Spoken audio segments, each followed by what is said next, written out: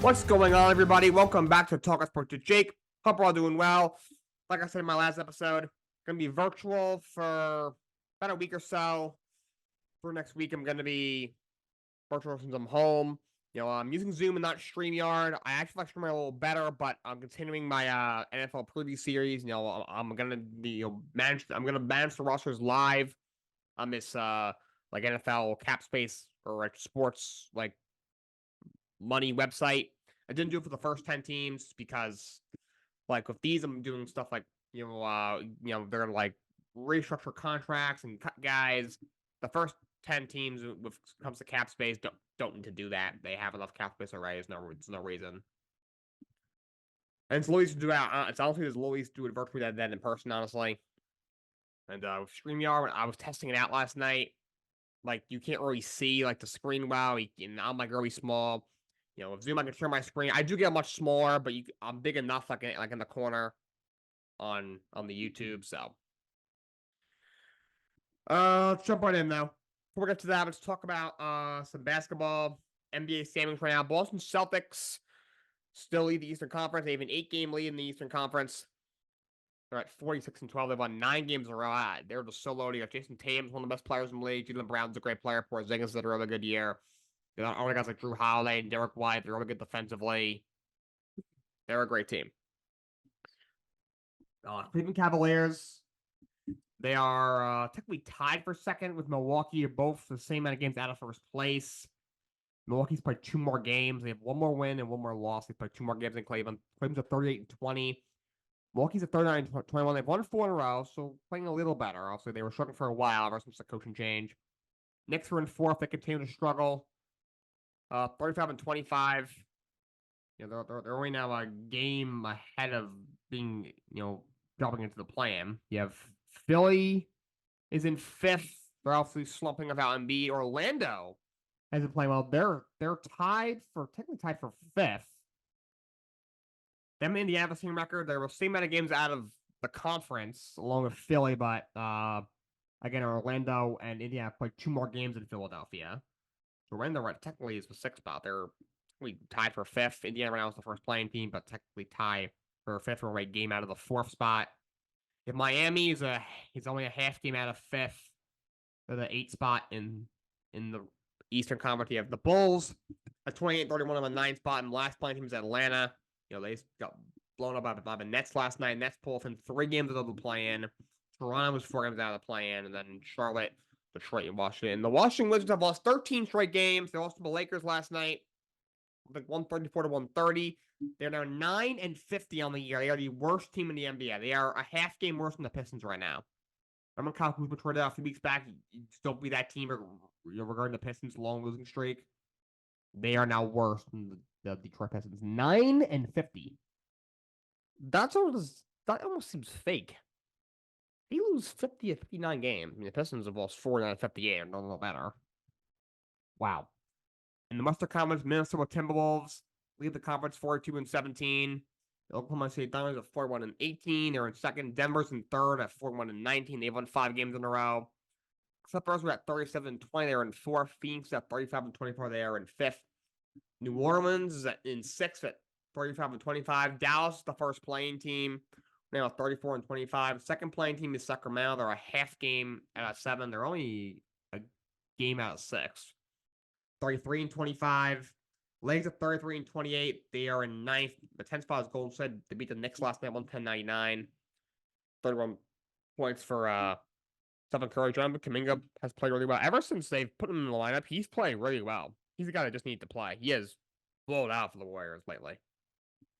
Those are probably the 10 teams because the next team, the first team out is Utah, and they are 5 games out of the play-in. Houston's now, they're not playing well. They are now 6.5 games out of the play-in. And then Memphis, you have Trailblazers obviously lost 9 games in a row, and the Spurs are in last place in the Western Conference. The Spurs have bought out Marcus Morris. They got him in a trade, I believe, from the Clippers, and they just have bought him out. I'm sure somebody will pick him up. He still has value as a 3-and-D guy on your bench. He's been around a while, got playoff experience, a veteran. I'm sure someone will pick him up. Mike Muscala, who was bought out by the Wizards, he's been picked up by Oklahoma City Thunder. That's what they use their last roster spot on. It's a good pickup. He played for Thunder for a while, for 4 or 5 seasons before this year. He's a really good rebounder. He's got that. He had that viral press conference like 6 or 7 years ago, going, "I love the rebound," but it's true. He's a very good rebounder and a good rim protector. And Oklahoma City adds him to their bench. You only play 13 games with the Wizards. It's kind of a tanking. So there was no point of him being there. But he's only have 3 points a game in 13 games with them, and now he goes to Thunder. It's a much better fit. I'm sure he'll play a little bit more at least. And Thunder's a really good team. A lot of young stars on that team. They had Gordon Hayward at the trade line in a move that I thought was a really strong move, and now they pick up Mike Muscala off the waiver wire. On to hockey. Here are the standings right now. Eastern Conference. Florida and Boston both have 84 points. Florida's got a game in hand. Rangers are in third in the Eastern Conference, technically, with 83 points. They've won 11 of their last 12 games. They're a point out of the conference. To me, they should be the favorite to win the cup, not to be biased. They're very good offensively. They're very good defensively. The whole reason, I think, because remember, like I've said many times, for a while they were the best team in the league. Then for a few weeks, they were struggling. They dropped to like 4th in the conference. The reason was, one, Igor Stricken really, for most of the first half of the year, did not really play that well. And Jonathan Quick was probably their better goalie, to be honest.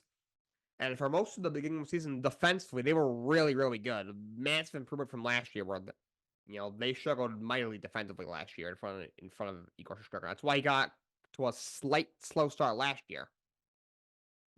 I think that was actually part of the reason why that was the case. So, but they've been a lot better defensively this year. They had a rough patch, but they've found themselves again defensively. And Igor Stricker, since the All-Star break, has been unbelievable. I saw a stat. I think since the All-Star break, he's 7-0. He's got like a 1.5 or a 1.7 GAA. He's got a shutout. Got an assist. His save percentage like 940, 950. He's been the best goalie in hockey by a country mile since the All-Star break. This is the guy that we've seen for the last bunch of years, and been a top 2-3 goalie in the league. So he's found himself. Still like to see the Rangers get another, like a third line forward, maybe a bigger wing who can score on the goal on the third line. You can bump somebody down to your 4th line. I think they're pretty set defensively. Your top 4 defensemen are, Adam Fox, Ryan Langren, Keandre Miller, and Jacob Trouba. Obviously, you recently called up Matt Rempe, who's provided some toughness. So they're pretty set defensively. You have Braden Schneider there as well. So, but they could use one more forward probably. Carolina's in 4th with 78 points, and 5th is Toronto with 76. You have in 6th, it's the Detroit Red Wings, 72. Tampa's in 7th with 70. Philadelphia Flyers in 8th with 69. If the Devils are 5 points out, Islanders are 5 points out, while Washington is 6 points out. Penguins are 7 points out, and Sabres are 9 points out. And Montreal, Ottawa, and Columbus running up the Eastern Conference. Going to the Western Conference, Vancouver Canucks, they remain first in the Western Conference. Right now, Florida and Boston are tied for the President's Trophy right now, but Vancouver is still in first with 83. A point out of the President's Trophy. You have Dallas in second with 81. Speaking of the Dallas Stars, they made a big trade. They picked up Chris Tanev in a trade. A veteran defenseman. They give up a 2nd round pick. They give a conditional 3rd round pick, as well as a prospect. That's what they sent to Calgary. That's a good move for the Dallas Stars. Tanev has been around for a while. A veteran defenseman who was in Vancouver for a while earlier in his career. I think was on the Cup team. If I'm not mistaken, was probably on both teams. The one team that won, and the team I think they might have went another year as well and lost. But he's got a goal and 13 assists and 14 points here. He's a really good, solid defenseman. It's a nice pickup for the Dallas Stars. In 3rd was Winnipeg Jets 79 points. Vegas is in 4th with 73. Edmonton's now Colorado's in 4th with 79. Vegas is in 5th with 73, and 2nd is Edmonton with 72. 7th is the Kings with 70. Nashville also has 70, but Kings got 2 games in hand. Calgary is 7 points out. as of the Blues, they've kind of slumped. They were getting hot. Seattle 7 points out. Minnesota 8 points out. Coyotes have fallen completely out of it. For a while, they were hanging around the playoff picture. They have now lost 14 games in a row. And Anaheim, San Jose, and the Blackhawks round out the Western Conference. So when it comes to before we get to the NFL, little preview. Some news that came out a day or two ago. The NFL was testing an electronic first down system. So obviously, a lot of times when it's really close to a first down, it's within a yard, half a yard, maybe a couple inches, and the referees can't spot themselves. They bring up the chain game. They bring out the whole chains and they lay it down. If the ball is in line with it at the first down. If it's not quite there, it's they do a little thing with their hands. Oh, it's this far away. It's a couple inches away. It's a half a yard away. The NFL is going to pitch this electronic system to the owners. The owners are going to have to vote on it. The technology won't be ready for the 2024 season, but it's only going to be a matter of time. If it's voted on in the next couple of years, we could see this. I'm kind of hoping that they do with today's day and age. Technology's kind of taken over. Sometimes for the better, sometimes for the worse. I think this time it's for the better. Look, these referees, they can't know the exact spot. It's impossible. They might be able to get within a couple of inches. So maybe not that big of a deal, but still, it's in the game of inches like the NFL is, in these big games, you got, I think this could make it, more accurate. We've seen there's been some controversy with these chains in recent years. A few years ago, Gene Central put the index card. When single first down, what it looked like, it wasn't. So with the electronic system, there can really be no controversy. So I think that might be the best case scenario for the NFL. But we'll see how that goes. And Caitlin Clark has declared for the WNBA draft. Look, I'm not, the biggest fan of WNBA. I think the league needs a little bit of work and how it's run.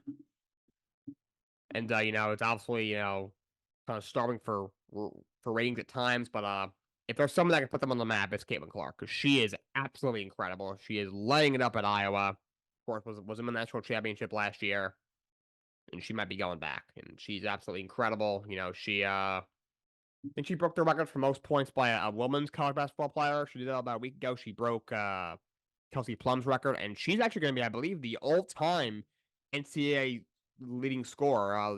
It's been Pistol Pete Maravich for a long time, but she's about to pass him. I think like her next game. I think in her she was like 25 points away or something. Now she's like 9 points away, so she's going to pass them probably very soon. All right. With that being said, let's get started with part 2 of the NFL offseason preview. All right, so here we are. We're going to start with the Tampa Bay Buccaneers. Remember, I'm going by teams with the most cap space to the least cap space. The 11th most cap space in the league, the Tampa Bay Buccaneers, to the first 10 of the every day. So let's start with them. As you can see, I'm in the top right corner now, and front and center is this is the Bucs roster. I have the ability to trade guys, to restructure guys, to cut guys. This is the amount of cap space that they have. 49.9 million. I'm actually gonna move myself a little higher so you guys can see the amount of cap space that the Bucs have. I'm sorry if it looks a little weird. If there's ads that pop up, this is just the website I use. So if ads pop up, just ignore them. In fact, I'll clear this one out. So with the Bucs, they have 49.9 million. So they have a decent amount of cap space. They're letting go of Shaq Barrett. If I cut them, it says technically they'll lose 2 million in cap space, so I'm not going to do that. But they're not picking up his $50 million option. I think I mentioned that a few days ago. Maybe at this point I might be pushing about a week. He's older. He's 32 years old. I mean, he had 2 years left. He only had 4.5 sacks this year. He was once a dominant pass rusher, of course, but not the same player anymore. So they let him go. I think they're going to let go of Russell Gage as well. He's their third receiver. I know that they might lose Mike Evans. But he's their third receiver. You're already paying Chris Godwin, over $27 million. You're going to have to pay Mike Evans if you want to keep him. Russell Gage right now makes over $13 million. If you cut him, you save over $11 million in cap space. That gets you $61 million to play with. That's a lot of money. You scroll down, you see these are their free agents. So there's a couple of guys they're gonna want to bring back. I think they're definitely gonna. I think they'll bring back Baker Mayfield. I'm pretty certain of that. That number.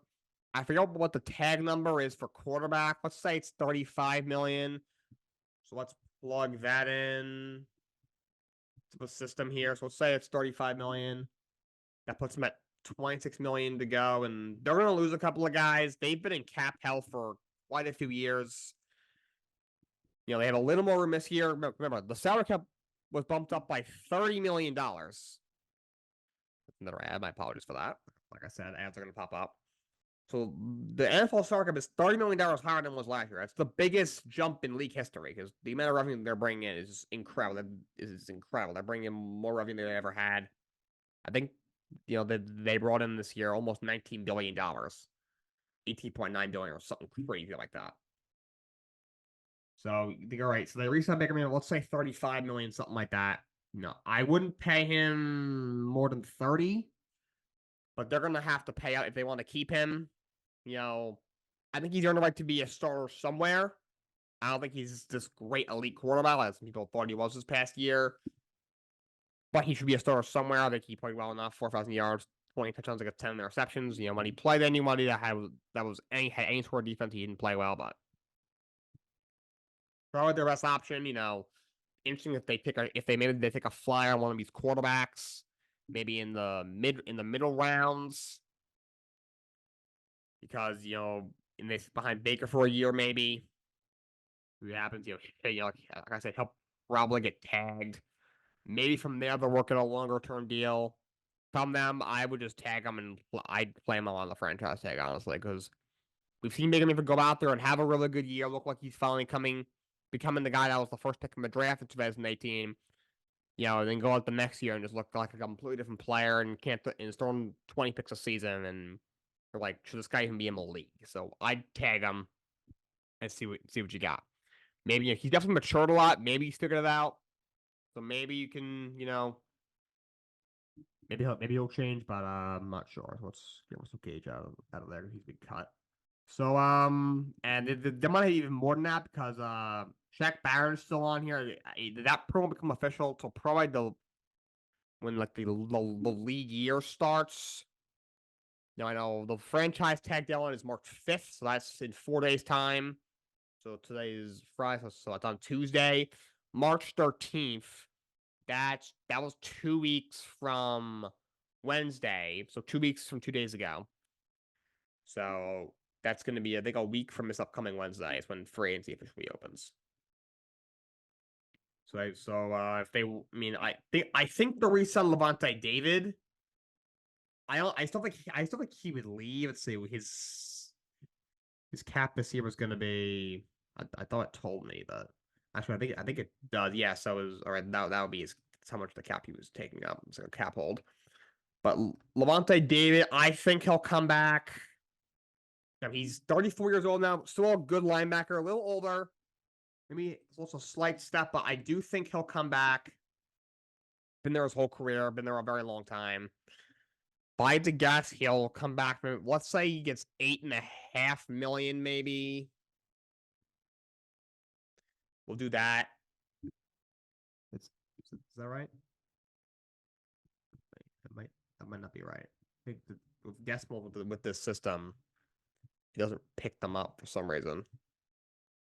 Yeah, there we go. So now that they still have $17.5 million in cap space, I really like Mike Evans is coming back. I don't know why he would. Look, he's a Hall of Famer. 10 for 1,000-yard season that's never been done before. He's been an All-Pro many times. Super Bowl ring. Like the only thing that would keep him is he really likes there because he doesn't have to ring chase because he already has a Super Bowl ring. From him, like he's been there for 10 years. He's been there 10 years. He's 31 years old. The Bucs' future is very questionable. You got a 28-year-old quarterback in Baker. We don't know if he's good or not. They've been in cap hell for a while. They got a coach in Todd Bowles. That shouldn't be a head coach. I don't know if they have the assets to improve that team. That godful secondary and that really bad offensive line. I don't know if it's going to if it's getting any better anytime soon. From him, I'm going to a contender. You know, maybe the Kansas City Chiefs. That would be really scary. You know, they need a receiver. You know, from him, I'm going to a contender like that. You know, and maybe try and grab another Super Bowl before he retires, because you know he's, I think, also a slight step, but he's still an incredible. I would say still a low end 1, high end 2, and then still an incredible red zone threat because he's a big body receiver that can go up and get it. He had 13 touchdowns this past year. Well, 13 of Baker's 20 touchdowns. You know, if you look at that, like Chris Gow, however, had over 1,000 yards. He only had two touchdowns. He actually didn't have his best year. So, like, if the Bucs really want to, maybe if you restructure Vaya and Jamal Dean, there's room for Evans, but also, you know, Antoine Winfield's another guy that might want to bring back. He's a really good safety. He's become one of the best safeties in the league. He's still 26 years old. Again, I still don't think he want to come back. Like, he's going to have a lot of interest. A 26-year-old safety who's really good. You know, I feel like safeties, when they, you know, their peak, they reach their peak pretty quickly. A guy like Winfield probably won't get any better. But he's not gonna fall off either. He'll still be just as good for whatever 3, 4, 5 years, maybe even longer. So he'll probably for another 4 or 5 years still be, you know, one of the best safeties in the league. But he probably won't get any better than he is. So if, you know, new talent comes in, maybe he'll drop in the safety ranking just because new guys come in the league. You know, all younger guys get better. But he's probably as good as he's gonna get. I really don't think he's coming back. If but they're in a tough spot. The Bucs. This team is really mediocre. They have a really bad head coach in Todd Bowles. He's a good defensive coordinator, but he is not a good head coach. So, like, they right now they don't have the money to sign Evans and Winfield. Maybe if you restructure Vaya, who's a very good defensive tackle, that saves him another $10 million, and you restructure Jamal Dean, who's a really good corner. That gives you another $7.6 million. That gives you $35 million. So maybe now you go here. Let's pick up Mike Evans and let's pick up Winfield. Devin White is not returning to the. That's not going to happen. He did not have a good year. He wanted out. Let's give Mike Evans. Let's say he gets $22 million. I'm not sure if he'll get that. I feel like he'll get like a big salary on a short-term deal. That's what I think is going to happen. So you give him $22 million, something like that. You know, it's not picking it up for some reason. But Winfield, he might get like, let's say let's give him 12. He might get more than that. So they keep them under the cap, which is good. You know, they may have to lose a roster spot though. You go into preseason with like 90 guys anyway, over 100 guys anyway, then you cut that to 53 by the time the preseason ends. But now, this doesn't really solve the problem of your secondary was horrible this past year, and your offensive line also wasn't very good. And now you have no money left to do that. And there's really not. Maybe if you let go of Carlton Davis. All right, so you save over $6 million by getting rid of Carlton Davis, I guess. You know, and also, like, I'm not sure if Vita Vea and Jamal are going to want to be restructured. Maybe if you, like, convert their salary into bonus, which teams do all the time, and there's all different ways around that salary cap. That's why you see these teams that you come in $40 million over the cap, you're like, oh, God, they're going to lose all their big players that are free agents. And then you look a couple weeks later, like, how like $30 million under the cap? Just, you know, they restructure a bunch of guys, like, they convert their salary into roster bonuses, and there's always around it today's day and age. Like, but even so, what are you doing with $7.5 million? That might get you an okay offensive lineman. Like, that's still not gonna get you a whole lot. Like I said, so maybe if you don't bring back an Antoine Winfield, so now that gives you $19.5 million. Right now, you can go out and get a good corner or a good offensive lineman, but they should be focusing on. They got to figure out quarterback. I'd probably tag Baker. They, they got to improve the offensive line. They also got to improve the secondary, and they have a lot of big free agents. Along with Baker, Mike Evans, your star receiver, is a free agent. And someone who's a really good safety is a free agent. Levante David and Devin White, both your linebackers are free agents. They're probably bringing Levante David, probably like a team-friendly-ish contract. Like he's been there so long. Devin White's not. I don't think he's coming back. He doesn't want to be there. He's kind of overrated anyway, but he's not a bad player by any means. So, yeah, but that's probably what they're looking at. That is probably what the Buccaneers are looking at. Here.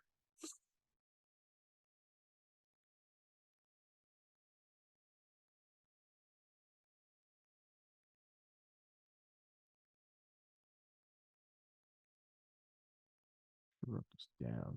Okay, we'll go graphic over this.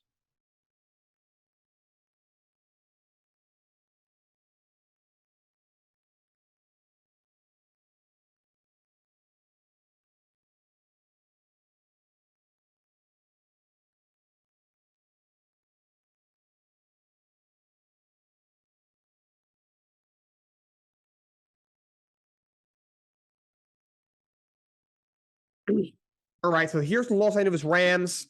They're at 12th when it comes to cap space. Rams basically just took out a crap ton of dead cap this year just so they have a lot more cap space this year because obviously they've been in cap hell for a long time. They just keep bringing in obviously big contracts over the years and got them a Super Bowl. We're surprisingly very good this year where they made the playoffs despite having a roster that we didn't think was going to be good enough to make it going into the year. But so they come in for a pretty big offseason. They got an older quarterback in Stafford. They have one of the best coaches in the league in McVay, who obviously is still very young. He's still what? Is he even 40 years old yet? But in recent off seasons has strongly considered retiring. This offseason was pretty quick to say, yeah, I'm not retiring, I'm coming back. Like, why would he retire? I just think he might want to recharge. He could easily go and make a lot of money doing some commentating for somebody, Amazon or somebody, and then a couple years later, a year or two, like Sean Payton, a year or two later, come back and get a huge deal. I mean, maybe the highest paid coach in the league to coach. So to me, the Rams definitely got to improve their offensive line. You saw it in that playoff game against the Lions.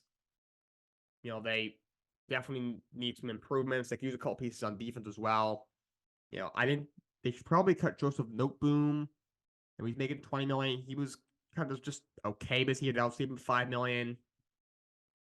You lose him. That gives you $47.8 million in cap space. I could see them restructuring Matthew Stafford because his cap figure is supposed to be $49.5 million. He, got a bit of a slow start, but over after that played pretty well. He's still a decent quarterback, but he's gonna be 36 years old. And he's still got 4 years left. His extension's just kicking in. But if you restructure that, he's now at $29.6 million for cap figure. That's much more doable. That saves you almost $20 million in cap space. That gives you $67.6 million to play with. Looking at their free agents, there really isn't anything that attractive here. The center Brian Allen's been there a little while. Maybe you want to bring him back, but he's replaceable. But if I'm the Rams, I'm restructuring Stafford's contracts. So now you have a lot of money to play with. You have close to $7 million in cap space. It's just still an older team for sure, but they now have you have a couple of young guys like Byron Young, Kobe Turner, Kobe Durant, but now it gives you the opportunity to improve your offensive line and a couple of pieces on my defense, especially in the secondary. What I would do if I was the Rams. All right, before we continue on, I'm inviting on RC Milton to the speaker position on the turf base. Randy, how are you? Doing well. How's it going, Jay? Happy Friday. Happy Friday. Not bad. Just another day, another show. Yeah, attaboy. Attaboy. Yep. Yeah. So what's going on in the world of sports on your end? A lot of things. No, I wish my Knicks would get healthy. A lot of injuries right now, which is a shame, but they're hanging in there. I'm hoping they can hang around in the playoffs and they get healthy, and then they really can hit the ground running like they were last month. Yeah, no, I haven't caught the latest updates on who's been out. I believe OG is out as well, and yeah, no, I mean, hey, hopefully, for the sake of Knicks fans, that uh, these injuries will resolve itself in time for the playoffs, and the Knicks can make a bit of a run. Yeah, that's what I'm hoping. Honestly, I think they could possibly be in the finals. I think they're the biggest threat to the Boston Celtics, who, to me, every year it seems like they're always loaded and they always think they're going to win it all. And something goes wrong. They go cold from 3-point line in the playoffs. Somebody gets hurt. Like, to me, Kristaps Porzingis is a guy who is a big piece for them. I'm not sure he's good. He's going to be healthy the whole year. He just has battled through some stuff this year, and he's kind of always had injury concerns. And if he gets hurt, that could be a big hurdle for them, because Jason Tatum has had his struggles in the playoffs. Jaylen Brown has had his struggles in the playoffs. They already haven't stepped up in the clutch.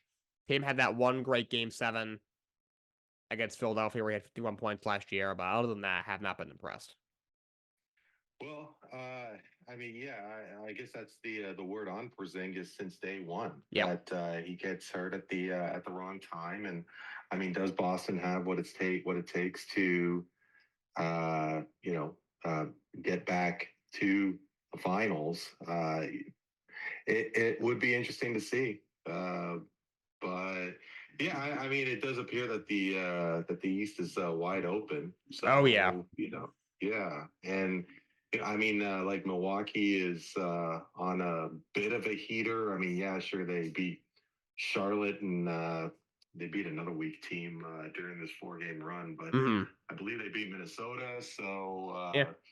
yeah, no, I mean, anything can happen in the playoffs, right, Jake?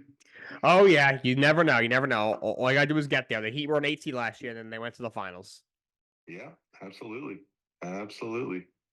So yeah, no, I mean, with me, knowing that you're a big baseball fan, and Oh yeah. wondering what to make out of Alek Manoah's first start in spring training. I mean, he, if I'm not mistaken, gave up 4 runs. In Oof, one not a good inning. sign.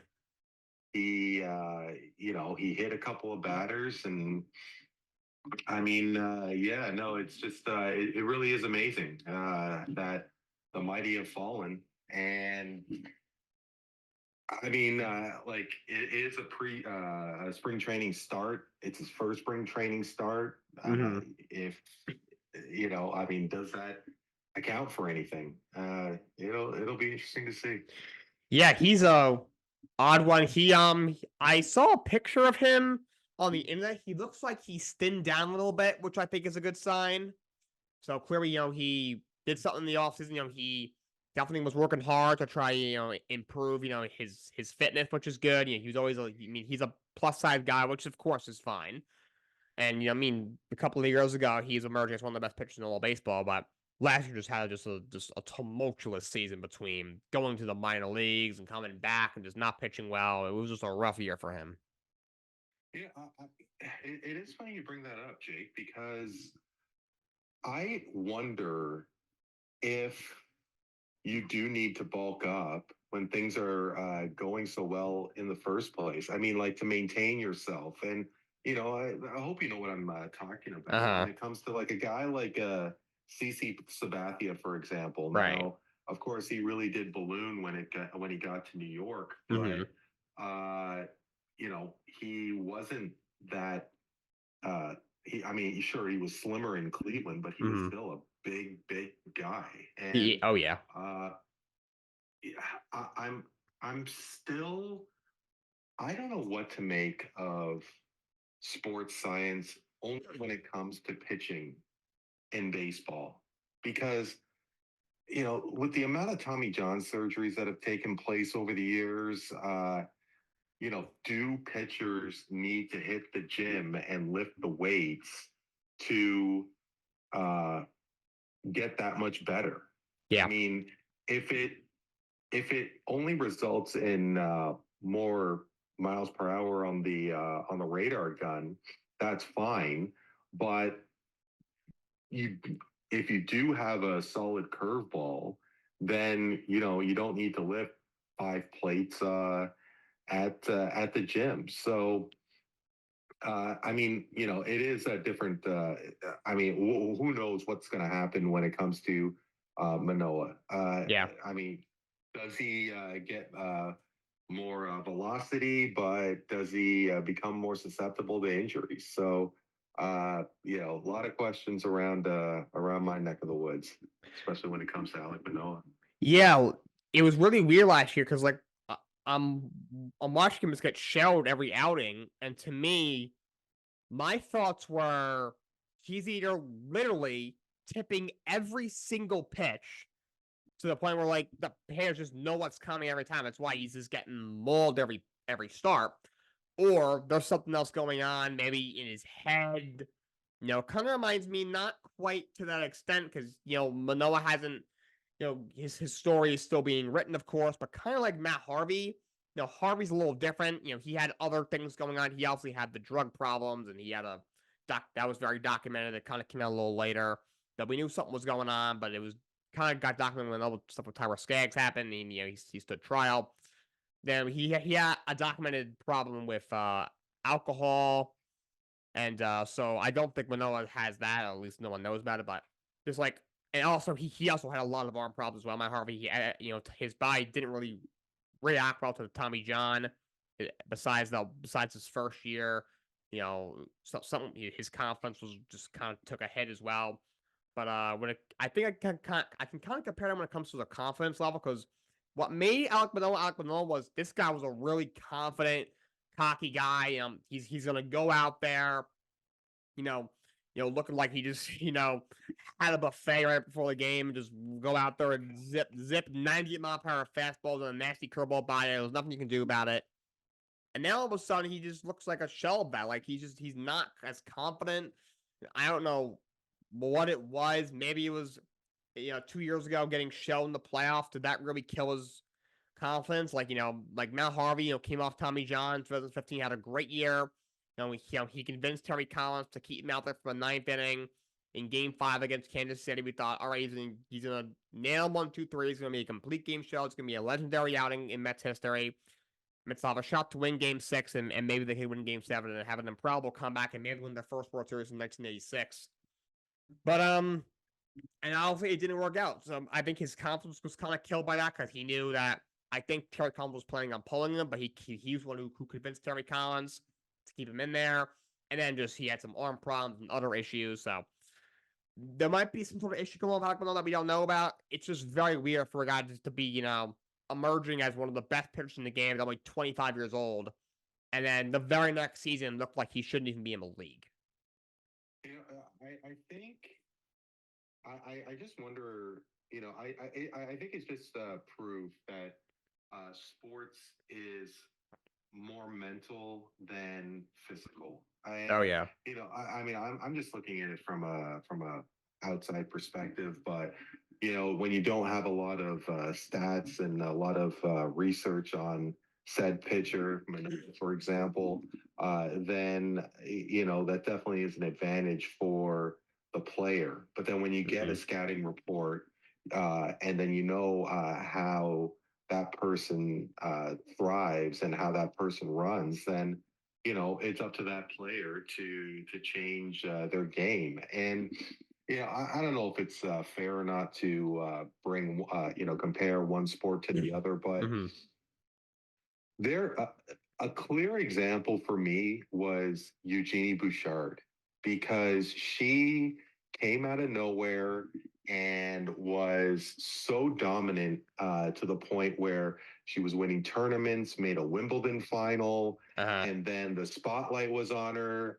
And she was getting endorsement deals and getting a lot more money. She's in her early 20s, and then everything just fell off to the point where she's playing B and C level tournaments and in C leagues. Like, and I think there definitely is a comparison with Manoa. He, uh, Hmm. just skyrocketed into the ace of the Blue Jays starting pitching. He had a great back and forth with, I think it was John Smoltz during the All Star game when it was in San Diego, I want to say. Hmm. Uh, there was a great thing with between Manoa and Garrett Cole. Oh yeah, Uh, that was very entertaining.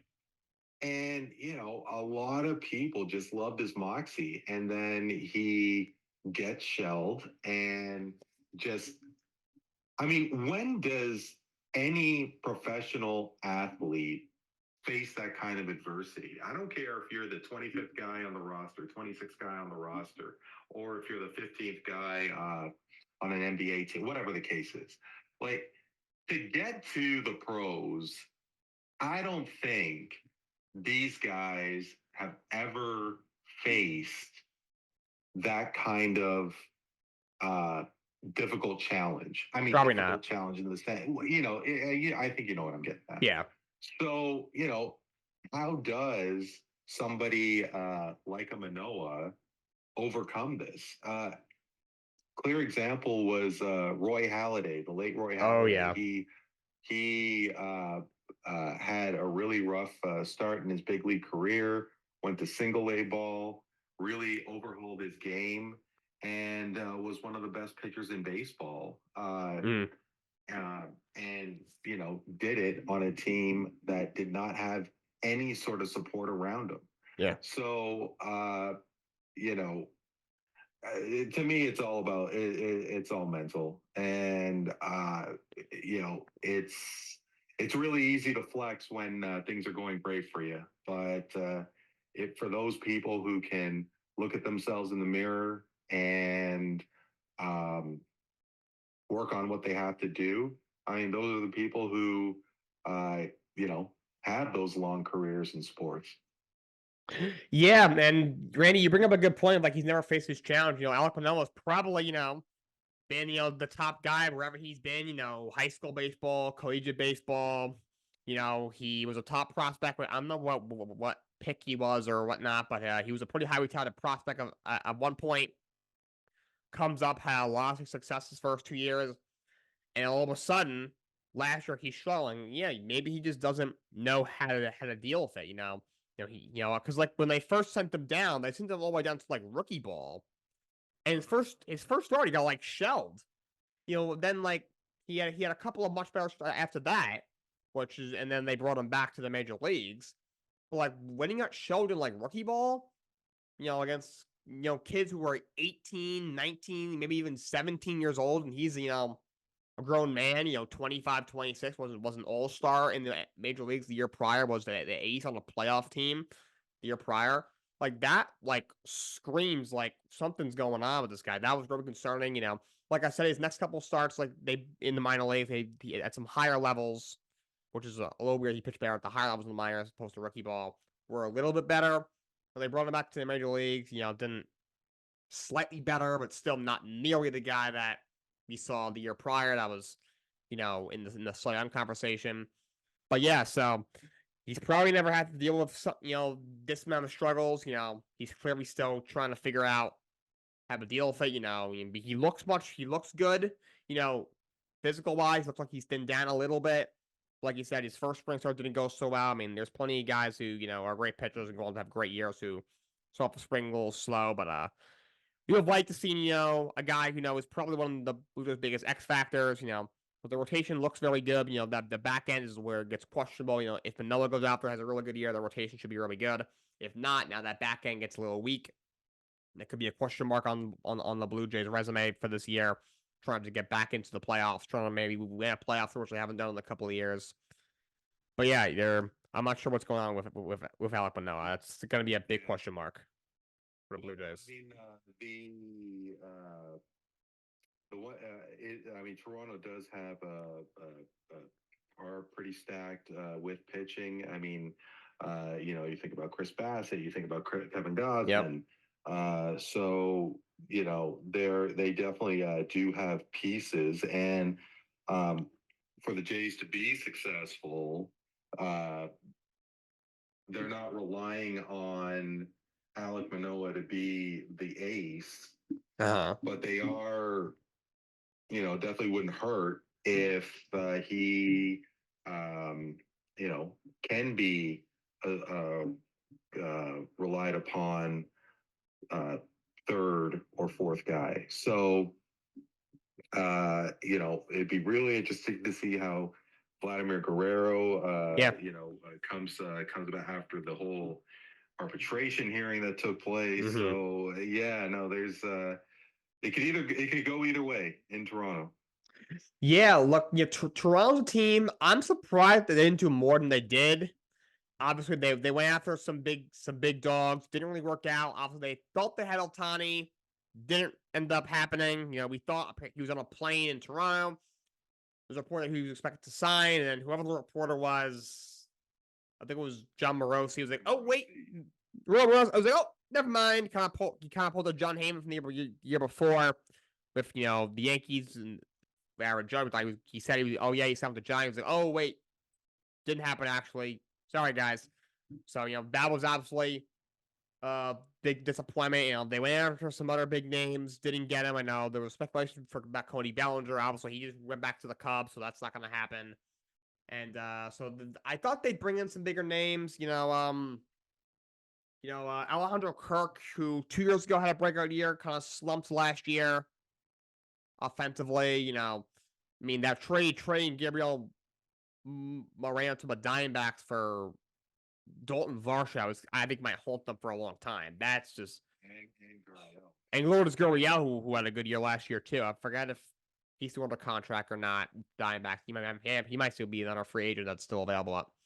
If not, so trading away a guy who could be a many-time All-Star Moreno for Dalton Varsho, who is the weirdest MLB player I've ever seen. He's like a catcher, but he's fast. They play him in the outfield. He's a pretty good outfielder, but he's got power, but not a lot of average. He's kind of not that good. He's a very weird player. Really didn't have a great year last year. Meanwhile, Gabriel Moreno had a really good year. The Diamondbacks won the World Series.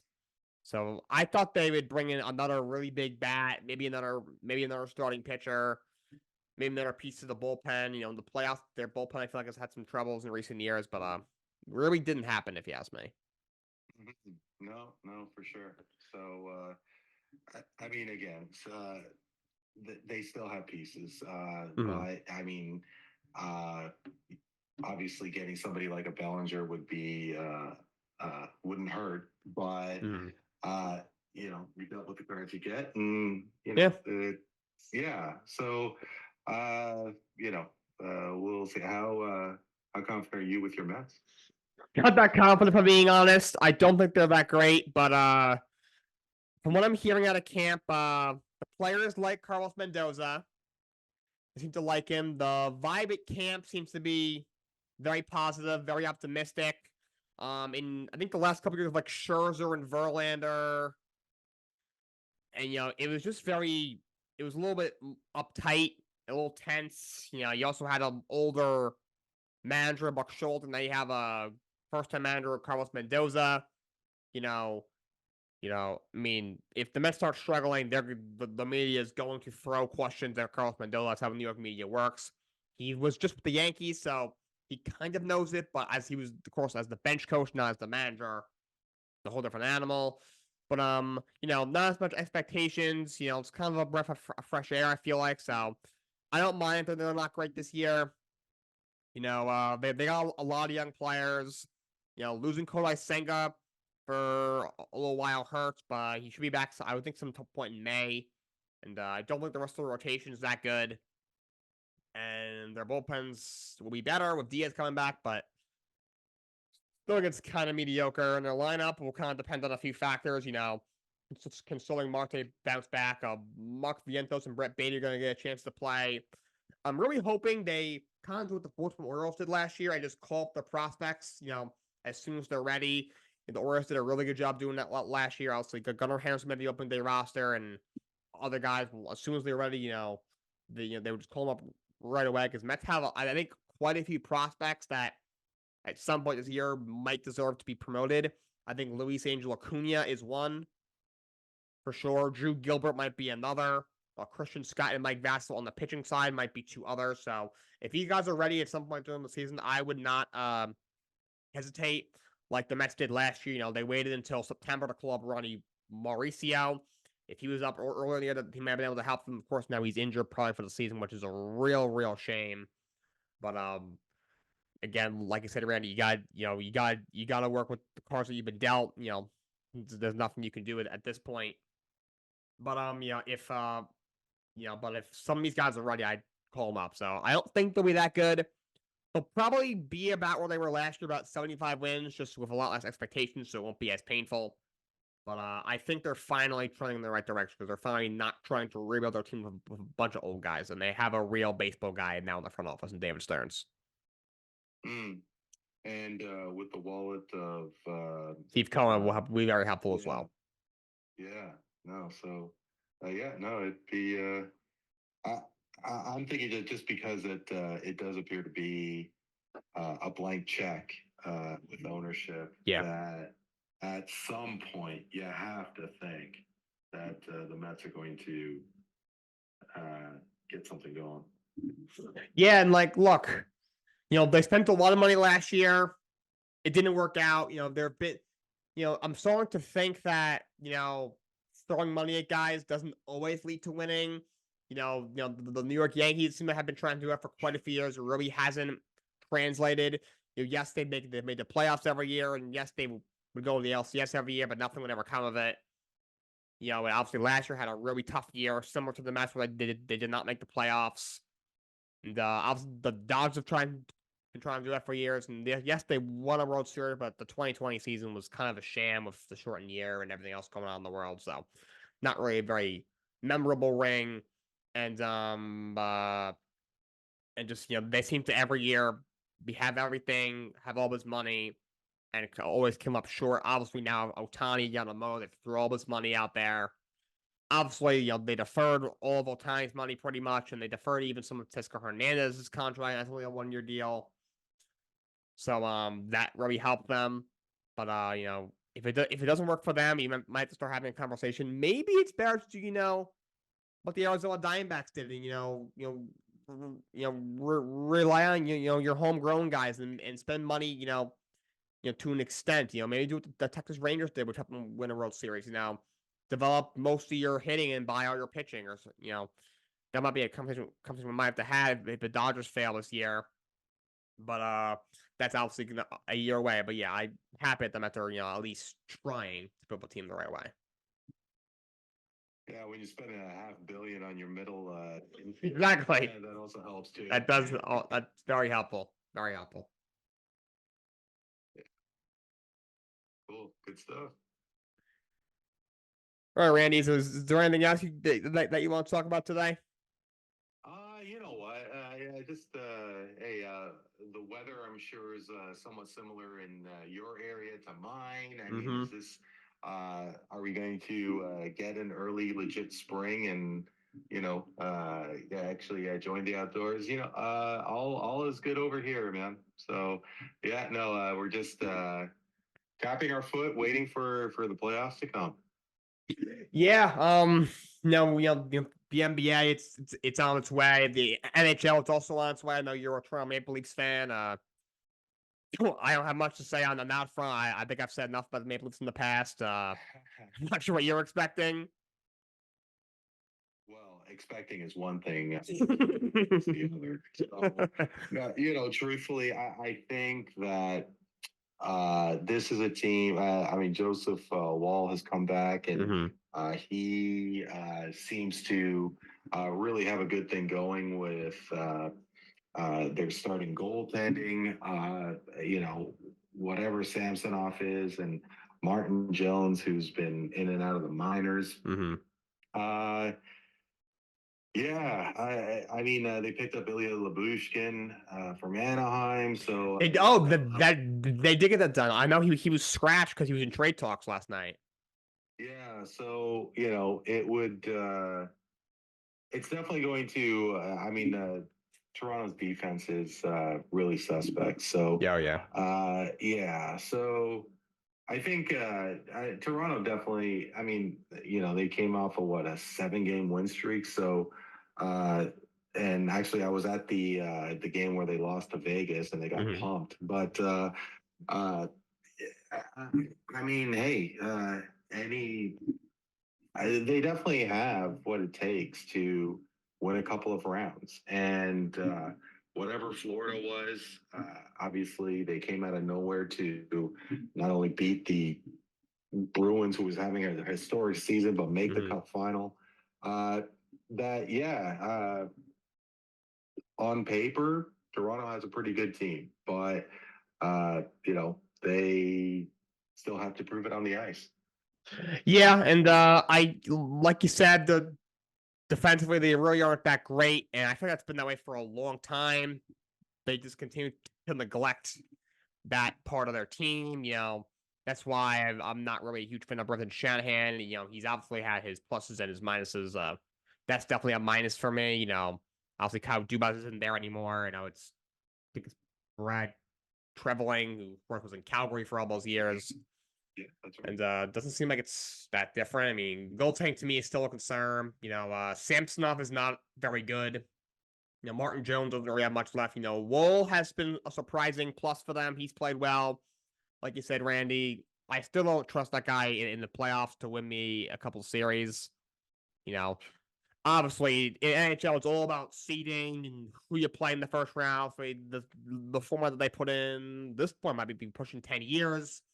It used to be, it's a little more complicated. Obviously, like, the second and third best team in each division play each other. So Toronto right now, they're they're fifth in the Eastern Conference, but in the Atlantic Division, they are in third. They, like you said, they play Boston in the first round. So it's not the best matchup, but I mean, I'd probably rather play them than maybe Florida or the Rangers. And there's still plenty of games to be played. They have 23 games to be played. The St. could look completely different in, a couple months from now. So we don't know. I mean, it's looking at it right now, they'll probably play Boston or Florida, if I had to guess, in the first round. I mean, I don't think they're winning a playoff series just from recency bias, but there's still a lot of hockey to be played. That's right. Absolutely. Absolutely. All right, Jake. No, thanks so much as always for the chat. Of course. Thank you again. Thank you again for joining me on my podcast. Oh yeah, of course. If you're up for it, definitely love to have you back. Absolutely. If you want me back, I'd love to come back, Randy. That'd be great. By the way, guys, Randy hosts a show called the What's Up Sports Podcast. That's his gig. Thank you very much. Yeah, we'll talk to you. Sounds good, Randy. That was Randy Milton. He's come on my show before. I've gone on his show before. We kind of help each other out in that matter. We first met through Colorcast, where I used to do the show. He'd come on my show, and then we there's another show that was known as Light 'Em Up. That was a debate show. We debated against each other. We had some fun. He's based in Canada. The closer to the Toronto area. That's why he's a Maple Leafs fan and a Toronto Raptors fan and all that. But yeah, he's been on my show before. If you guys listen, you know who he is. But let's jump back to the off-season preview series. All right, so next up is the Atlanta Falcons. They're next up. They come in with $36.8 million in cap space. A David Adiama's a guy I think they might let go. I think he could be a trade candidate, maybe, but you can't really cut him because you'd lose $4 million. So that'd be kind of stupid. There isn't too many. I think I cut like Gray Jarrett. He earned his money. Jake Matthews earned his money. And of course, Lindstrom, McGray, Kim McGarry. One guy I think is definitely getting cut is Taylor Heineke. He's signed through next year, but he'll save you almost $7 million in cap space. He's due almost $9 million next year. He's not going to be their starter. So I think it's kind of silly to keep him. So let's just cut him loose right now. You save almost $9 million by letting him go. Because you're $43.8 million. When it comes to Desmond Ritter, he's making $1.4 million. I just count him. He's not very good. You're looking at the free agents. They let go Joe Smith already. There's no one here I'd really consider bringing back. None of these guys will cost much, but the reason they gotta get a quarterback. I really think it's gonna be Justin Fields. They got a high-end back in Bijan Robinson, who, if he's used right, which I think he will be now if Zach Robinson's the out corner there, Raheem Morris, their new head coach, said he wants to use him correctly. He wants to use him a little better than Arthur Smith did. Got a talented young receiver in Drake London. A talented young tight end in Kyle Pitts. Pretty good off the line, pretty good defense. In a really bad division, there's no reason this team, with a decent quarterback, can't win at least 9-10 games every year and win the division. Further than that, I don't know, but they could be at least winning their division every year. That's something. But quarterback they got to figure out for sure. I'd probably add one more receiver. To help out whoever the quarterback is. Looks like it's gonna be Justin Fields. They have the 8th pick in the draft. It might be tough to get a quarterback because if Caleb, May, and Daniels go 1, 2, and 3, like it is lining up to be, this quarterback class. It's pretty good. I thought it was gonna be better going into the year, but when Shador Sanders goes back to school and when Ewers goes back to school for another year, you're like, oh, it's not as good, but it's still a good class. It's not very deep. Dylan Randus is another guy we thought would be available. He transferred to Oregon. It's not very deep. It's a big drop after the first couple of guys, the first 3 guys, and one of those guys, Caleb Williams, I did not have a lot of confidence in at all. Like JJ McCarthy, he's gonna go pretty high. He's gonna go probably in the first 12 or 13 picks. I wouldn't take him till probably the 3rd round. But he's gonna go in the first 12 picks. I'd be shocked if he's there. Denver is at 12, I believe. If he's there for Denver, I'd be surprised based on what I'm hearing. So they'd have to trade up and give up a lot. You're better off giving up like a 2nd round pick and maybe some more for Justin Fields and take a chance of him than trading a future first and more to get into the top 3 of a draft. So, for them, don't get a quarterback. The only reason I don't want Justin Fields from Atlanta, I talked about this when I did my little quarterback matchmaking segment about a week ago. Zach Robinson loves big plays in his offense, and if his weakness is that is ball security, he chuck into trouble coverage, he'll fumble the ball on a run. But so I don't love that, but it's a much better situation. He's in a better offense. He's got a much better off the line. He's got better weapons. He's probably got a better defense. So it's just a much better situation. He'll be in a easier division as well. It's a much better situation for a kid who's still really young. He's still 24, 25, 26 years old. Still has a lot of talent. Has flashed enough to me where he deserves a second chance. With some better circumstances to show what he does. Goes for Atlanta next year and craps the bed again. All right, at that point he's a boss. He got to move on. But he might show you something. You never know. He's on his rookie deal. He's got another year on his rookie deal and the 5th-year option. If the Atlanta trades for him, it's now their decision to pick up his 5th-year option or not. So, if I had to guess, they would pick it up. Because now he's basically a lame duck. If he goes out there and has a bad year, yes, you can just let him walk. But if he goes out there and has a killer year, now you're back into a corner because he's on the open market. You get with the franchise tag game, which doesn't always work out. And the quarterback market today is just crazy. He'll want like $40-50 million a year. And you're like, oh yeah, you only had one good year. Probably won't win a playoff game. So I'd probably pick that option up. But definitely, quarterback is the main concern, and also I bring in another receiver. The roster is pretty much set otherwise. This is a decent roster. I don't know about Raheem Morris as a head coach. He was not good in his first stint in San Francisco, I think it was. And then, he bounced around the league. He's called out, I'm not sure, as a defensive coordinator. He was the interim coach in Atlanta a few years ago. Actually, they fired Dan Quinn. Did a pretty good job. They ended up going with Arthur Smith over him. He's been the defensive corner for the Rams for a couple of years. He's gotten some head coach interviews, and he finally got a job for Atlanta. But we will see what happens.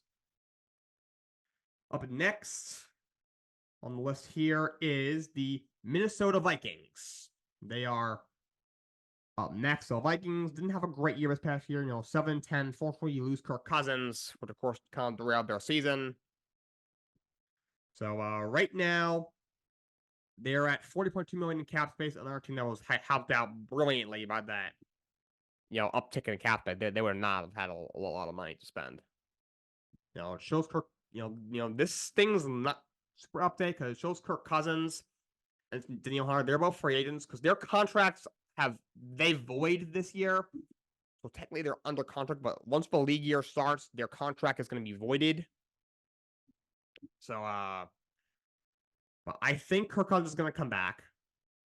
He's capped for this year was going to be $20.5 million. He'll probably make around that, maybe a little bit more. So he'll probably make that. Looking at their free agents.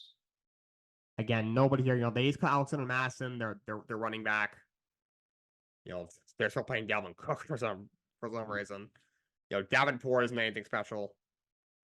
None of these guys are screaming anything to me. So, but what they got to do, got to figure out the quarterback position, which to me, for now, I would re-sign Kirk Cousins on a short-term deal. He clearly wants to be there. The team wants him back. There's mutual interest. You saw what they were without him. It was not pretty with Josh Dobbs and Nick Mullins and Jaron Hall. One of those things like, guys were fans always complaining about him when he has his limitations. Obviously isn't very mobile. His isn't Mr. Clutch exactly. Hasn't had a lot of success in the playoffs. But he's still a pretty solid quarterback, and once he was gone, you're like, kind of miss him. I kind of really want this guy back. So I bring him back. I also improve the offensive line. It really isn't that great. The right tackle Brian O'Neill is very good. The right tackle Darrisaw is very good. But like Bradbury, the center, isn't great. And their guards, I couldn't even tell you who their guards. Ed Ingram is one of their guards. He isn't very good.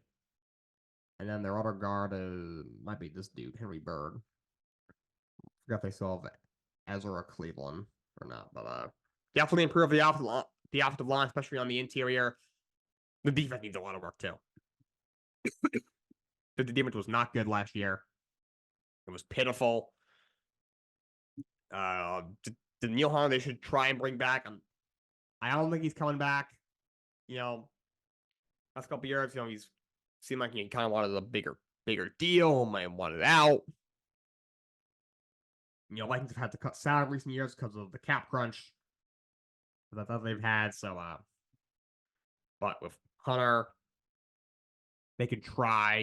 His cap figure supposed to be $14.9 million. Again, it'll be around that ish. He might help make a little more than that, probably. Probably make a little more than that. But they need more help than that. On the defensive side of the ball, they're gonna need, a couple more pieces in that front seven. The secondary will need some help. Byron, he's pretty good. They've drafted a lot of corners recently that really haven't worked out. They've drafted so many in recent years, and not a lot of them have been all that good. They have Juwan Williams now on that team for whatever reason. So they're going to need a little bit of help in the second. By a little bit, need quite a bit because their secondary is not good at all. By any means, so re-sign Kirk Cousins. They got to try and revamp that defense and might need their piece on the offensive line. Which is the top of the Vikings. So up next is the Philadelphia Eagles. By the way, some news about them. They are cutting Kevin Byard, the veteran safety. You have 2 draft picks to get him at the trade deadline. I thought it was going to happen, but once he started getting on the field, I was like, oh, that this is not working at all. So the Eagles right now, they have, here it is, $28.8 million in cap space. So now we're starting to get into teams that are a little bit in the cap crunch. Don't have as much money as the other teams that I previously mentioned in this series. We're doing 11 through 20 when it comes to teams with the most cap space today, and then the next show, which will probably be on Monday, we will do 21 through 32. Looking at Philly, look, they have some big deals. Hurts, is not really kicking in quite yet, which is good. I think Hassan Reddick is not going to be here. He's only got another year left. He's do 21.8 million. They gave permission to seek a trade. So I think they might trade him. I don't know who exactly they would get for him. Let's say you send him to, let's pick a random team. Who needs a pass rush? Let's say you send him to maybe Seattle. I don't know. I don't think they would get a player back. Let me see. We'll process the trade, so that wouldn't save him much money. That'd only save him like over $1 million if you were to move him.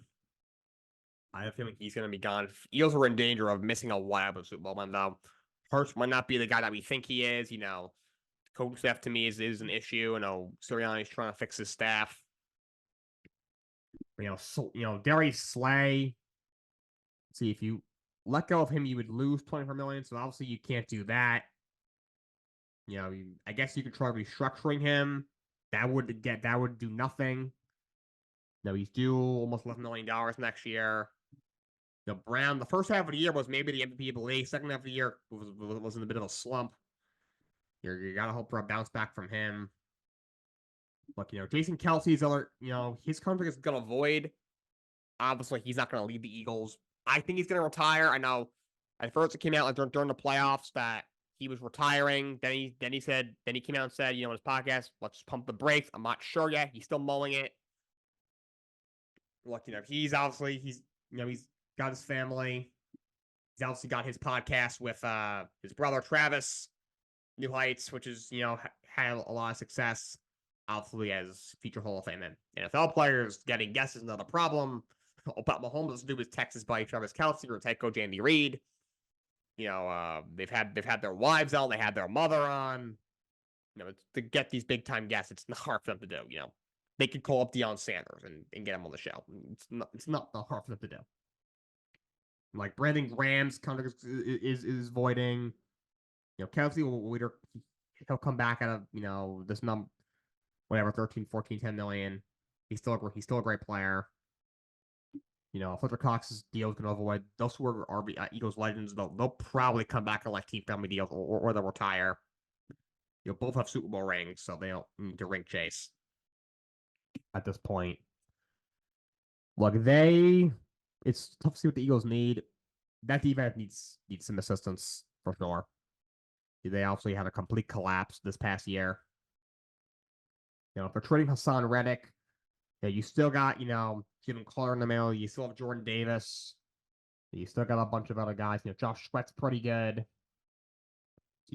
So you got a bunch of guys. Nolan Smith, I think in their new system could be a helpful piece. But that secondary's got to be better. They need to help that out. They need to help with that secondary because it's not good. I'm looking for in Bradbury to see if they cut him, what happens. All right, so you can't really cut him. No, he's got 3 years left, but he's not making a ton of money next year, which is the good thing. No. By the way, if they do get rid of Kelsey, this kid Cam Jordan, they drafted him like 2 years ago to be the heir apparent, the center. So that's who I think it would be. They should still have a good off the line next year. We're not sure what Hurts is. I believe DeAndre Swift is a free agent. He's obviously had a great year as their top running back. Don't see him on this list. Let's see if I can find him in their free agents list. I can't find him right now, but he's going to be a free agent. I don't know if they're going to re-sign him or not. Look, Sirianni completely lost the locker room. Apparently, Dom DeSanto, the head of carry, who's been there for almost years. He obviously, he got into it with Troy Greenline, got suspended for the rest of the year. Apparently, he was there to control Sirianni's emotions, so that's why Sirianni kept getting in arguments with players and coaches because he didn't have that guy to help control his emotions. To me, it just seems like Dom Dom, whatever his name is Nick Sirianni's mommy, and Nick Sirianni supposed to be like a 30-year-old grown man. He's 9. So I was like, that sounds like he's a child. But whatever. Maybe with Dom's back, he'll not lose the locker room. I don't know. Don't for anybody says he definitely lost the locker room. Sirianni, so but the secondary's got to be better. They just need a better overall locker room. Because if they do that again next year, Sirianni is going to get fired. All right, next up on the list at 16th when it comes to cap space is the Carolina Panthers. All right, so the Carolina Panthers had a brutal season this past year. They won 2 football games. They were the worst team in the league. And even worse, they don't have a first-round pick, so they gave it to the Bears for Bryce Young. Oh, and they gave DJ Moore away and some other picks. Yeah, that trade is not worth that so far, to say the least. They have $28 million in cap space. Did I go out of order? I did not. Oh, okay. Good. Okay. So, Panthers, where do I start? They might have to let go of some guys. Like Dante Jackson, I think they got to let go. He's absolutely terrible. He's not a good cover corner. That saves you almost $6 million in cap space. So now you're at $38.8 million, almost $39 million in cap space. Xavier Woods are probably going to cut. The only Xavier Woods I know is an 11-time tag team champion with the New Day. He's 29 years old. Doesn't really fit their timeline. You get rid of him. You save another $4.5 million. That gives you a little over $4.3 million to play with. Look. They drafted Bryce Young first overall. That was a mistake. That does not mean Bryce Young can't still be a good quarterback. Look, they should take a Stroud. I said it when last year, leading up to the draft, take Stroud. And they didn't. Why? Because David Tepper is a dumbass. The only way I can put it. But, so they gotta try to make work with this kid. This kid has talent. We saw it in college. I'm not sold on him, never was.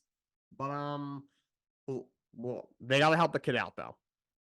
Their offensive line this past year was absolutely horrible. Moton's really good. Other than that, Ike Ekwonu, move him to guard, please. He is such a guard. It's not even funny. Austin Corbett's okay, I guess. Bozeman's okay.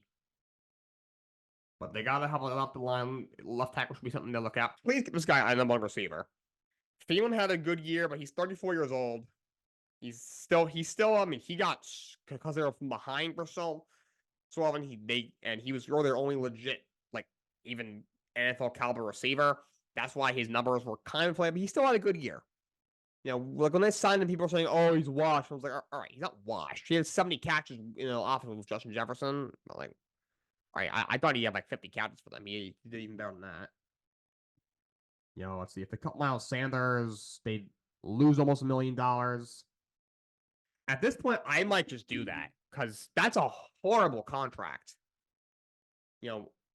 As this is such a bad deal. $6+ million a year on average for Miles Sanders.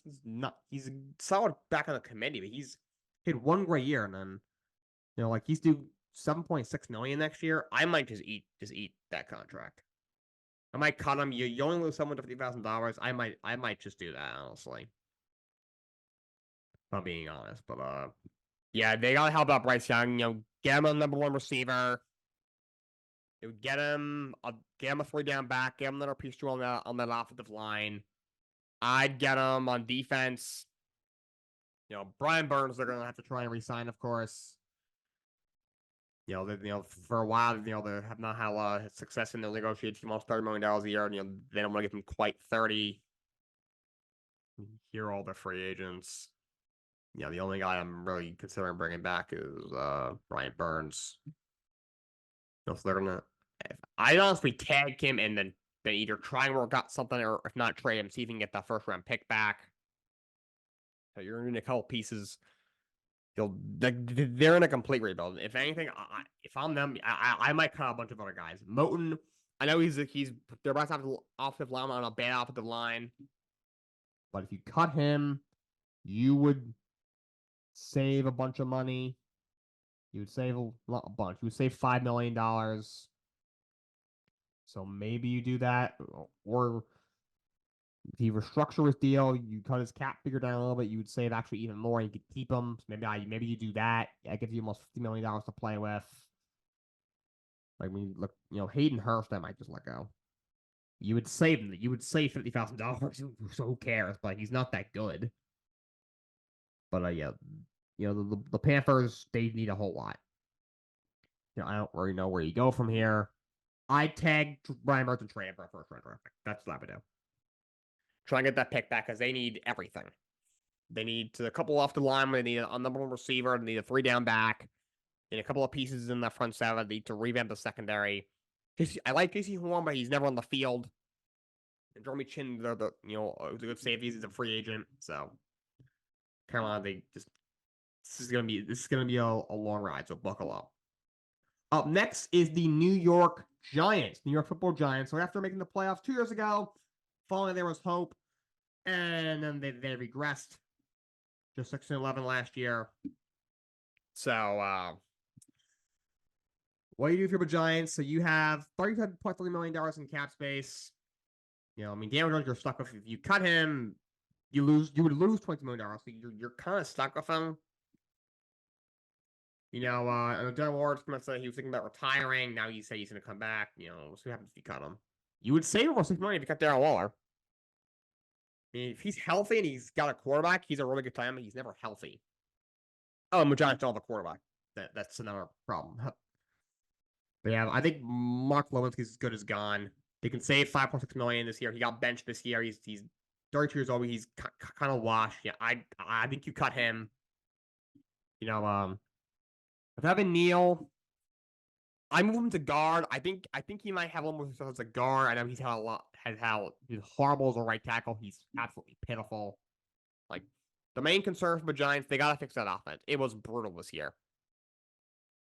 Fix the offensive line, please. Getting into Thomas back will help. He's one of the best left tackles in the game. That's why he got a $100 million extension last year. I think a full year of John Michael Schmitz. He took him a second round last year. Your center, that might help. Other than that, and maybe you try moving Evan Neal to guard. They're going to need to bring in a couple of linemen. Their receiving core is freaking terrible. The only receiver they have is Darius Slayton. And he's a solid 2 or 3 at best, although I do like Darius Slayton. Waller can't be counted on to be on the field. So they're going to need to bring in a couple of receivers. So definitely got to help with that offense.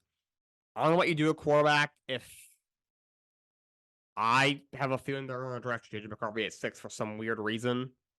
I hope they don't make the same mistake they did with Daniel Jones twice, especially now that Joe Schoen is a different GM than Dave Gettleman. So I don't think he's done a great job. They have a lot of pieces I like on defense. Dexter Lawrence is an all-pro defensive tackle. Bobby O'Keckery, Deontay Banks. They have a lot of nice pieces on defense. Kevon Davis had a breakout year in the second year.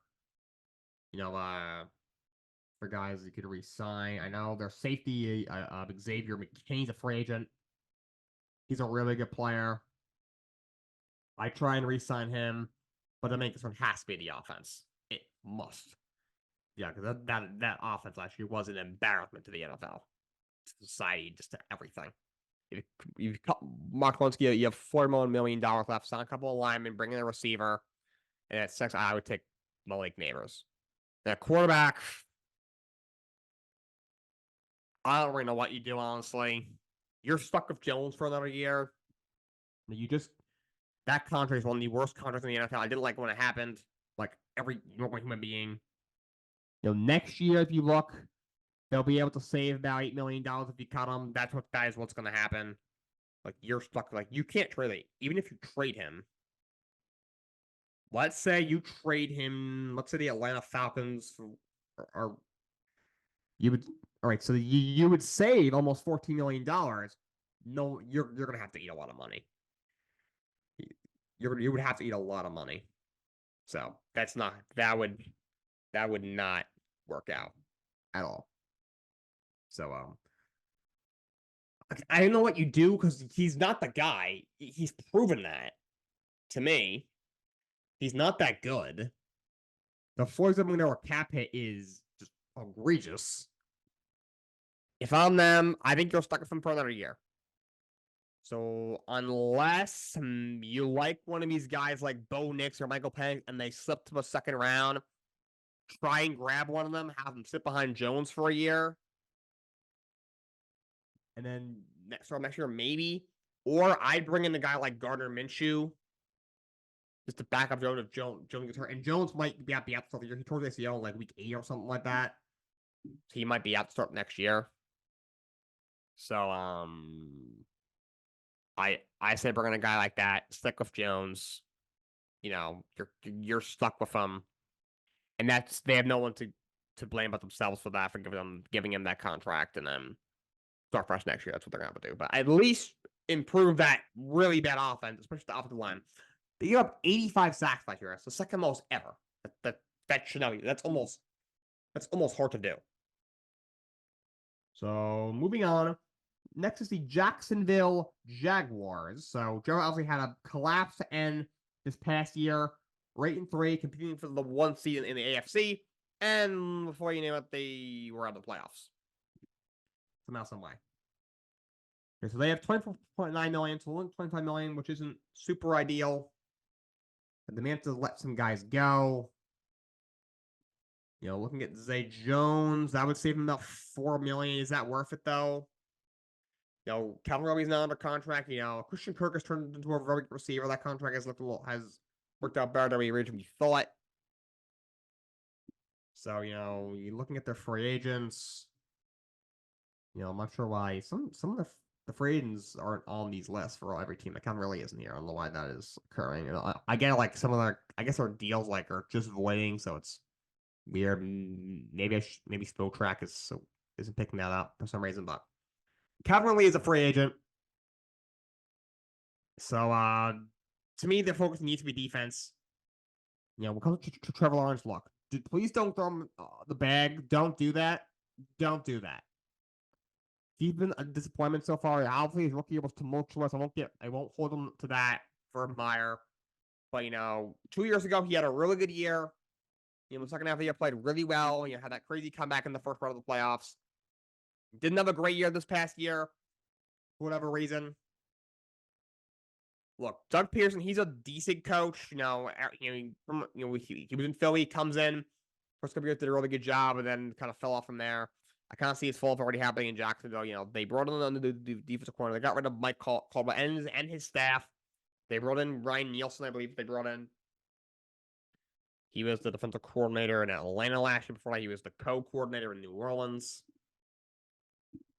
So they got to improve that defense like a lot. They desperately need another pass rusher. Josh Allen, they got to resign. I think he'll be tagged. Lock him up. So that should be priority number 1. Get him a dance partner and improve that defense.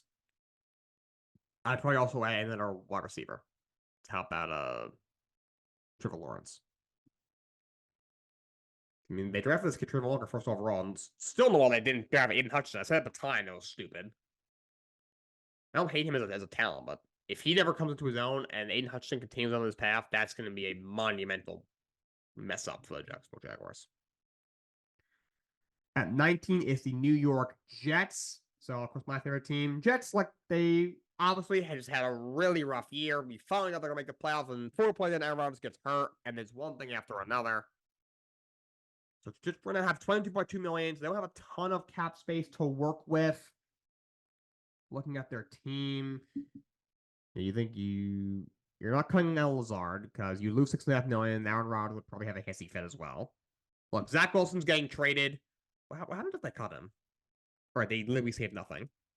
If you trade him, let's say you trade him to the Rams, which is actually where I think is the best spot for him. I think he's a lost cause, but if anybody can work their magic with him, it's Sean McVay. That would save you about $5.5 million in cap space. It's better for both parties. Just do it. Now you're looking at what you have here. You know, obviously you just cut like a Thompson to save the $8 million in cap space. Look, they need to improve the offensive line. They have to do it. It was brutal last year. You know, you need. You know, I'm hoping to keep Bear Tucker a tackle. They have a youngster like a Tittman. Sign a couple of tackles and the guard. My dream offseason would probably be on the left side, maybe Trent Brown. A little solid veteran. On the right side, I would love to steal Mike Williams from the Patriots as a guard. There's a couple available. Kevin Zyro's a great pass blocking guard. Robert Hunt from Miami, and just Pete in New Orleans. I do think they should bring in another receiver as well. Lazard's a fine 3, but nothing more. I don't know why he's there. Excuse me, we'll cough there. I think they should restructure a couple of guys. Maybe Franklin Myers. That will save you $6.5 million. Get you $34 million to play with. If you restructure Al Lazard, that's it. Another $6 million. So that gives you $40 million in cap space. Look, that defense is absolutely incredible. And look, I think the Hackett's a horrible offensive coordinator, but Aaron Rodgers will 2 MVPs, so thumbs up. That's why he's still here. I think Rodgers is a terrible coach. If you watch my show, you know that. But they got Travis with Aaron Rodgers. Do I just did say, you get Zach Wilson out of there. Restructure Franklin Myers and Lazard. It gives you $40 million to play with. Revamp that line, please. It's doable. I add another receivers, a lot of them, Mike Evans, Calvin Ridley. Devontae Adams won't happen. The Raiders aren't going to trade him, but you also have the 10th pick. You can get either a good offensive tackle. I'm not sure if Alter, Bashana will be there, but Luis Falaga should be there. And Roma Dunze out of Washington, a receiver I really like, will be there most likely as well. So, also, if you can, try and re-sign Bryce Huff. They're very deep in that front seven, obviously. You drafted Will McDonald in the first round last year. I think he could step into Huff's role.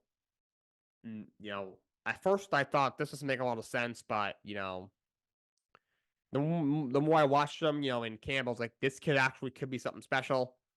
Yeah, the athletics are off the charts. I mean, Sal says he loves him, but he doesn't play him. Nice job, Rob, on that one, but that's not good foul from the New York Jets. Right, and the last thing we'll be covering today before we wrap up is the Baltimore Ravens. Ravens had a great year this past year. We're the best team in the league. We're Super Bowl favorites, but lost in the AFC Championship to the Kansas City Chiefs. So they don't have a lot of money. Only $16.4 million in cap space right now. You have a bunch of key guys that are free agents. Justin Matabuke was an all-pro D tackle.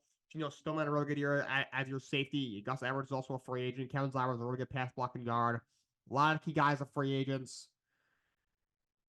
Ravens, what do you do? Ryan said I heard they might move on from him.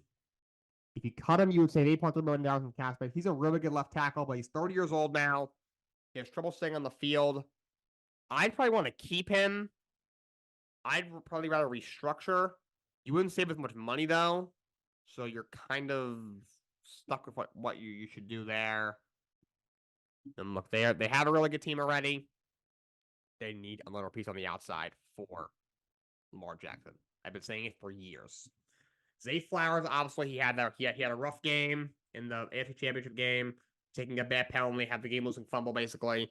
But he had a great rookie year. I think he's really good. Loved him coming out of Boston College last year. He's going to be, I think, a Pro Bowl caliber wide receiver for a very long time. Other than that, OBJ's a free agent. He doesn't have much left. Nelson Aguilar, they'll re-sign, but he's not very good. Bateman, to me, is a bust. I know Harbaugh said he's going to try to get him more involved next year, but he didn't show me anything. Can't stay on the field. You had a lower defense, but you're going to lose a couple guys. I'm not sure if they have the money to re-sign Matabuke. You're going to have the money to tag any of these guys. Stone might leave. So you're probably going to, Patrick Queen's a really good linebacker. You might lose. The Ravens are a team because of how good, they draft so well. They can they can possibly replace these guys pretty easily. That's kind of why they don't spend a ton of money a lot of time with when it comes to retaining their free agents. They a lot of times don't. They let CJ Mosley go to the Jets, and I'm very happy with Jeffrey. He's been great. But look what happened. They brought in Patrick Queen or Quan Smith. He wasn't exactly missed too much. They're able to replace him without much trouble. It didn't take very long. If I'm the Ravens, get another piece on the outside for More Jackson, that should be the main concern. And you're going to lose pieces. Just trying to replace these guys the best that you can. Maybe if you cut Staley, because he's just over 25 million. Maybe you restructure some of these other guys. Maybe Humphrey. That's if you 7 million. If you restructure him, maybe Marcus Williams. That's if you another 7+ million. That gives you almost 31 million in cap space now. I'd probably try and bring back Matabuke. They generate male linebackers. Just look at the lower line like that. Ray Lewis, Terrell Suggs, CJ Mosley, just go down the list. Patrick Queen, just go down the list. With their luck, they'll let Queen go, and they'll find some random guy in the 3rd round, and he'll be a Pro Bowler in second year by second year in the league. They'll find the next Justin Matabuke in 2 years. They'll draft some random guy this year in the 4th round, and he'll end up being the same kind of player. They draft really, really, really well. I also try to re-sign Gus Edwards because now J.K. Dobbins is a free agent. Also, he's also never on the field. All right, that's all I got for you guys today. Until next time, so long, and have a great day.